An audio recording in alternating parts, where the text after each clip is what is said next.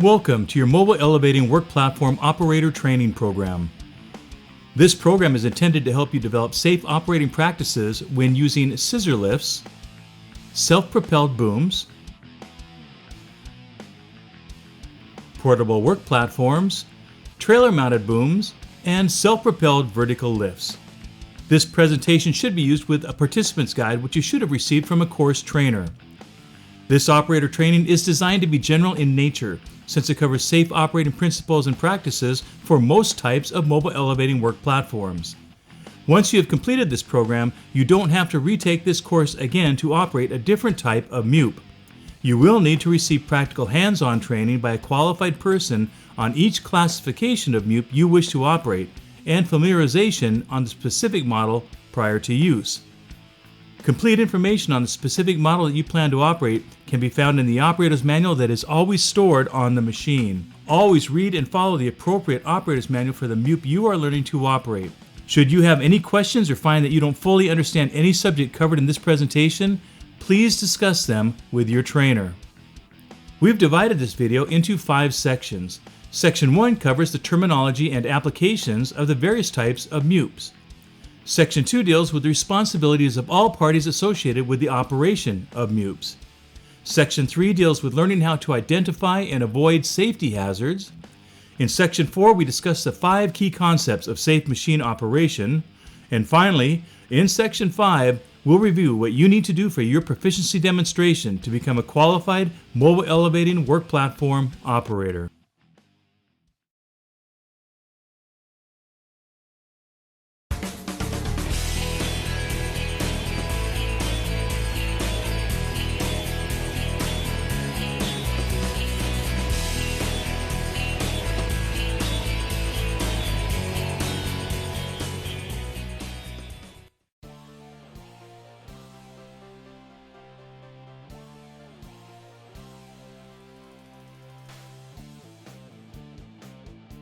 MEWP is an acronym for Mobile Elevating Work Platforms. MEWP classifications are made up of a combination of 2 key distinguishing descriptions: a MEWP group, which is determined by where the platform location is in reference to the tipping line, and a MEWP type, which is in reference to traveling. There are 2 groups of MEWPs, Group A and Group B. A Group A machine has a design that does not allow the main platform to extend beyond the tipping line. In other words, the platform does not go outside of the drive chassis envelope. A perfect example of a Group A machine would be a scissor lift. Conversely, a Group B machine has a design that allows the platform to extend beyond the tipping line. A great example of a Group B machine would be an articulating or telescopic boom. In addition to the 2 groups, there are 3 types of MEWPs, types 1, 2, and 3. With a type 1 MEWP, traveling is allowed only with the machine in its stowed position. In a Type 2 MEWP, traveling with the work platform in the elevated position is controlled from a point on the chassis. And finally, with a Type 3 MEWP, traveling with the work platform in the elevated travel position is controlled from a point on the work platform. There are 6 classifications of MEWPs, and training is required for each classification. However, since Type 2 MEWPs are relatively uncommon, this training program will focus only on Type 1 and Type 3 machines. Beginning with Type 1 MEWPs, where traveling is allowed only with the MEWP in the stowed position, a great example of a Type 1 Group A machine would be manually propelled vertical lifts. The platform never extends beyond the tipping line, and the machine is designed to only be moved with the platform in the stowed position. Type 1 Group A MEWPs are the least expensive and most basic personnel lifts. They are economical and easy to transport, and are often a good alternative to platform-controlled vertical lifts. They are compact.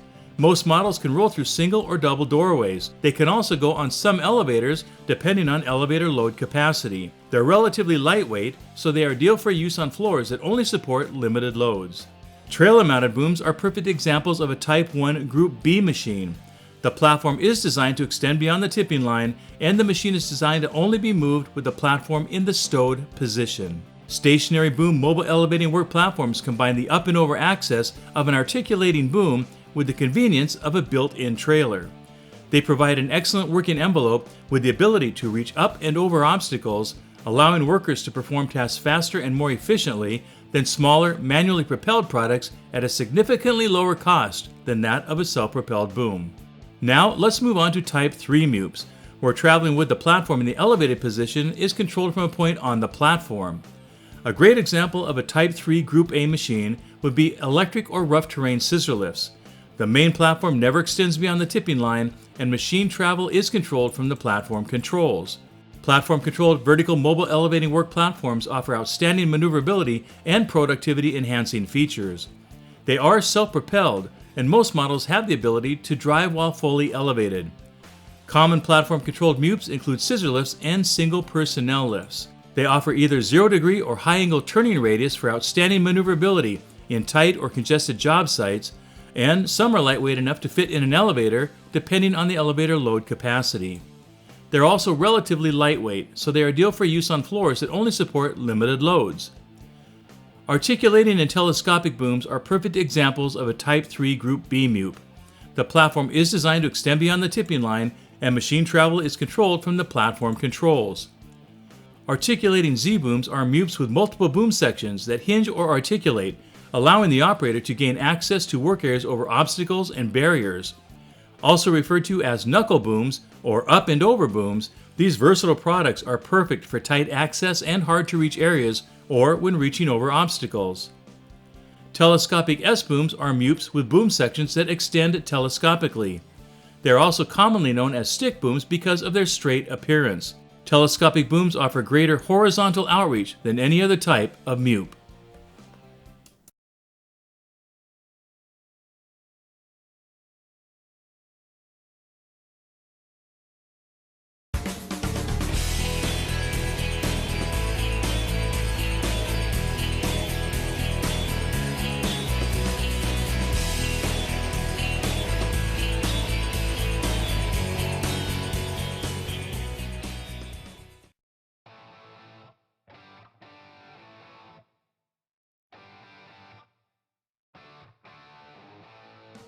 Standards organizations worldwide are calling for clear training on who is responsible for what when operating mobile elevating work platforms, commonly referred to as MEWPs.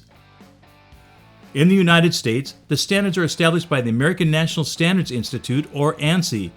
The recognized standard for mobile elevating work platforms is ANSI A92. ANSI A92 standards are enforced by the Occupational Safety and Health Administration, or OSHA. Per ANSI A92, the user must designate a qualified person to monitor, supervise, and evaluate operators on a regular basis to ensure their proficiency. Examples of situations when retraining may be necessary include, but are not limited to, expiration of the operator's valid training period as determined by their employer, deterioration of the operator's performance, the operator's extended period of time with no operation of a MEWP, the operator's introduction to new or significantly different MEWP technology, or the operator has been involved in an accident or near-miss incident with the MEWP. Much like ANSI in the United States, the Canadian Standards Association, or CSA, has published Canada's governing standard, CSA B354, for mobile elevating work platforms. CSA B354 standards are enforced by OHS, which is similar to OSHA in the US, and other provincial authorities. Each province has their own OHS, so it's important to be familiar with those rules and regulations that apply to the safe operation and maintenance of the MEWP in your area. Per CSA B354, the operator must be trained or retrained as necessary to keep the level of proficiency at an acceptable level. Examples of situations when retraining may be necessary include, but are not limited to, expiration of the valid training period, which shall not exceed 5 years, deterioration of proficiency, following an accident or near-miss incident while operating or using a MEWP, a condition in the workplace changes in a manner that could affect the safe operation of the MEWP, or new MEWP technologies and working methods. In Europe, CE approval is required for MEWPs and training varies by country. It is generally offered in compliance with national regulatory requirements.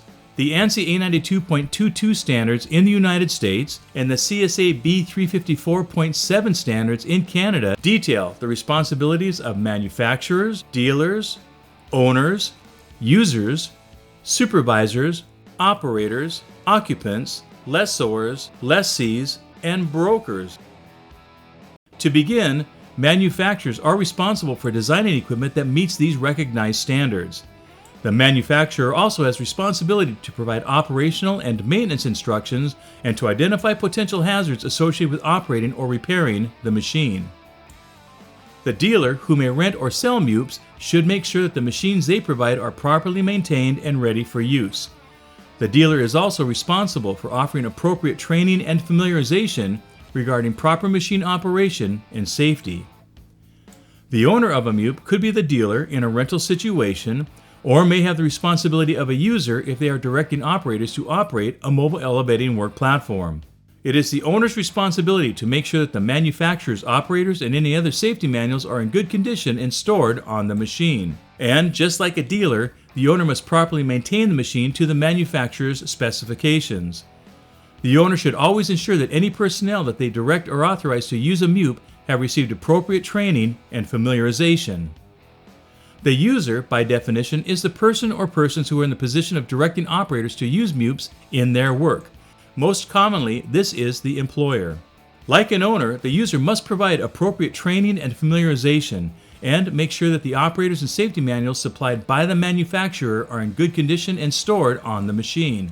The user must develop a safe use program specific to MEWPs, which must include a site risk assessment and proper selection of a suitable MEWP, as well as a written rescue plan that ensures that all applicable employees receive training that explains the procedures to follow if they fall in a weight rescue, witness another worker's fall, witness an elevated machine breakdown which strands the occupants, or witness platform entanglement with occupants in the platform.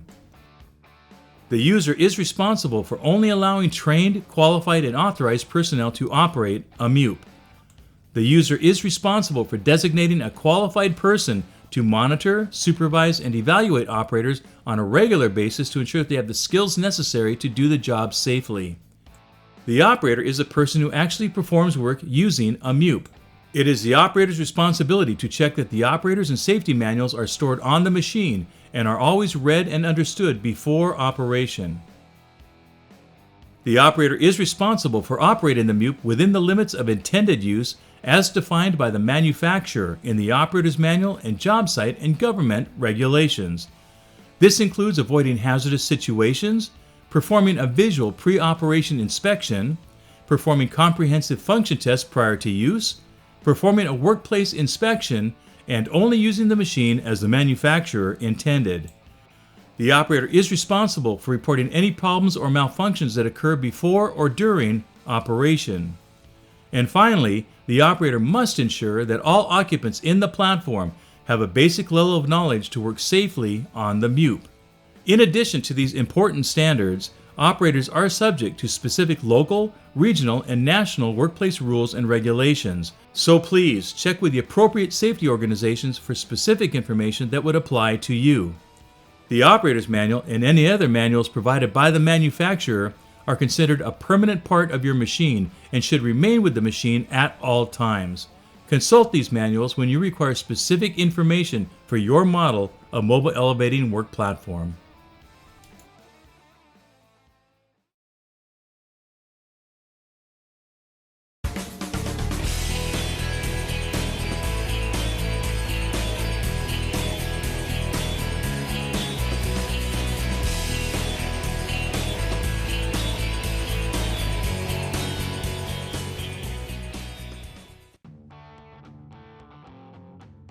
Now that you know your responsibilities, you need to learn about the hazards you may encounter while operating any type of MEWP. The focus of this section is to help you learn how to identify hazards so you can protect yourself and others from injury in the workplace.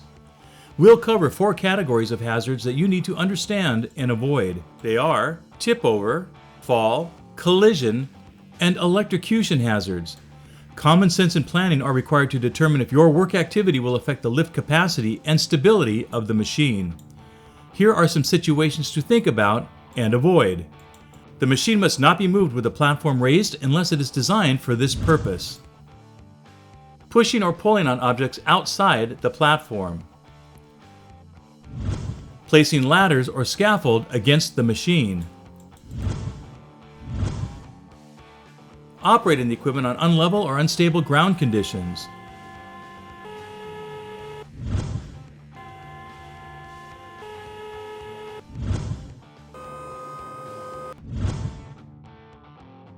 bad weather or windy conditions, unsafe numbers of people or too much weight in the platform. To avoid falling, don't sit, stand, or climb on the platform guardrails. Be sure to always lower the platform entry midrail or close the gate before operating. To avoid collisions, you should be aware of how and where the machine is moving.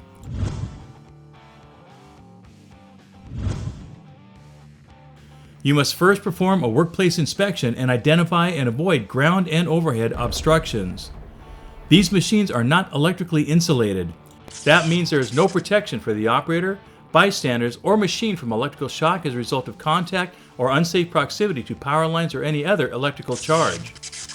Safety information about required clearance from power lines and other electrically charged devices can be found in the operator's manual and on safety signs on the machine.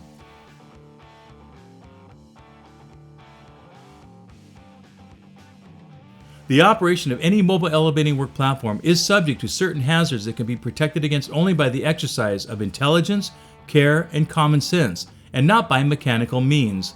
It is essential that operation, maintenance, and service of MEWPs is performed only by competent, careful people trained in the intended use, safe operation, maintenance, and service of this type of equipment. Also, be reminded you will find additional hazards listed in the operator's manual.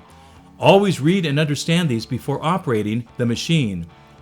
There are also more resources on the machine in the form of safety and instructional decals. The safety decals have the safety markings of danger, warning, and caution. The green or blue instructional decals indicate operation or maintenance information. Remember, if you don't follow all safety instructions and exercise safe operating procedures, serious injury or even death could occur. So please, always follow the instructions that the manufacturer has set out for both safety rules and operating instructions.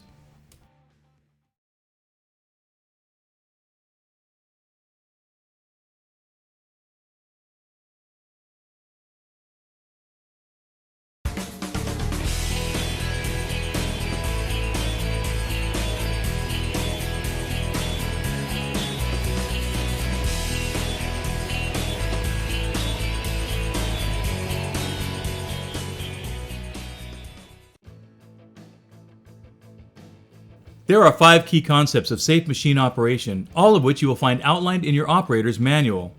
They are: avoid hazardous situations, always perform a pre-operation inspection, always perform function tests prior to use, inspect the workplace, and only use the machine as it was intended. These principles, if followed in sequence, will help you to operate the MEWP safely and efficiently. The first key concept for safe machine operation is knowing how to avoid hazardous situations. Proper training and common sense will help you to avoid hazardous situations associated with operating a MEWP. You must be able to recognize and avoid potential tip-over, fall, collision, and electrocution hazards, as well as any other hazards that may exist. It is critically important before you even get near the work environment or the machine to know what kind of hazards to be looking for.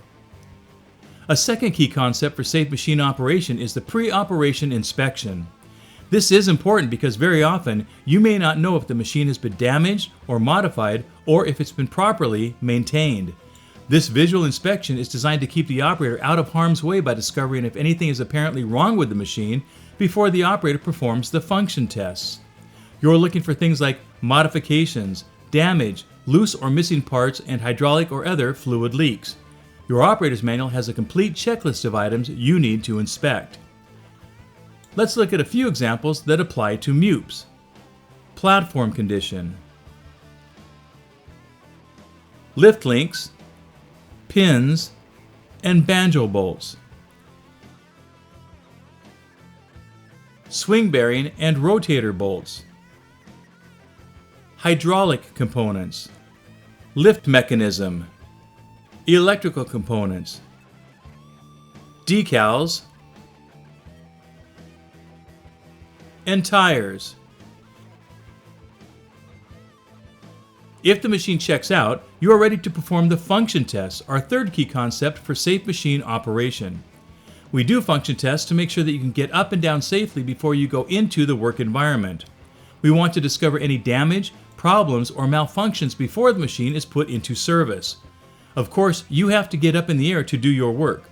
But more importantly, if you have a health or safety issue and you need to get down or others need to bring you down, it is vital to verify the machine is operating properly. Before you begin testing functions, select an area that is firm, level, and free of ground and overhead obstructions.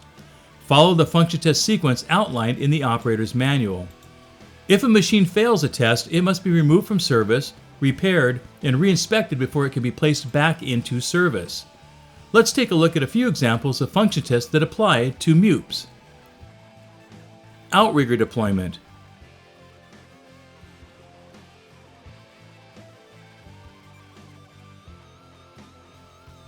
Outrigger interlocks. Emergency stop.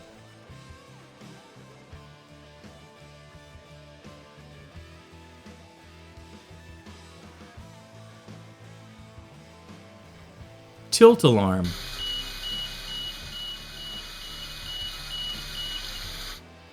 Lift function. Drive function. And pothole mechanism deployment. The complete list of function tests is located in your operator's manual. Our fourth key concept for safe machine operation is the workplace inspection. Earlier, we learned how to identify some of the hazards that could be encountered on a job site, such as tip over, fall, electrocution, and collision hazards. Now, as you move on to the work site, you can see what circumstances will contribute to hazardous situations. If these hazardous situations present themselves, remember it's your responsibility as an operator to identify and avoid all hazards and report them to your employer so they can be properly addressed. Keep your eyes open for drop-offs and holes, floor obstructions and hazardous locations, overhead obstructions, electrical conductors, and wind and unsafe weather conditions. Other workplace hazards are listed in the operator's manual. There may be others, so always make sure that you have identified all potential hazards and know how to avoid them before moving the MEWP into the workplace. It is also important to note that you, as an operator, have an obligation to inform the user or owner if a work environment contains even one thing that will prevent you from safely doing your job. The fifth key concept for safe machine operation is to only use the machine as it was intended. The operating instructions section in the operator's manual provides instructions for each aspect of MEWP operation. It is the operator's responsibility to follow all the safety rules and instructions in the operator's and safety manuals.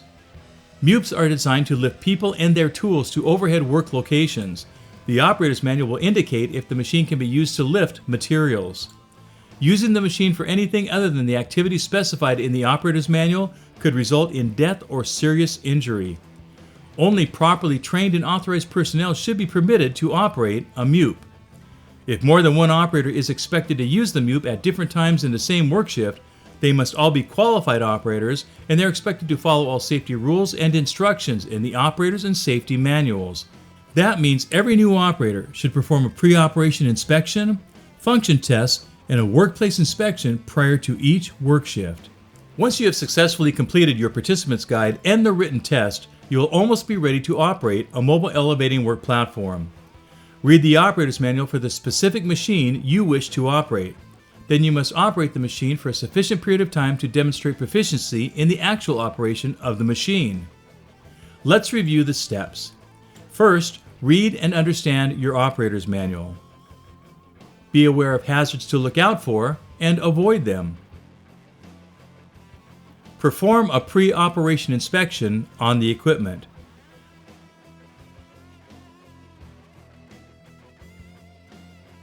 Perform the function tests prior to use. Inspect the workplace for unsafe conditions and familiarization. And only use the machine as the manufacturer intended. We know you can succeed, but it is up to you. Thank you for paying attention, and be safe out there.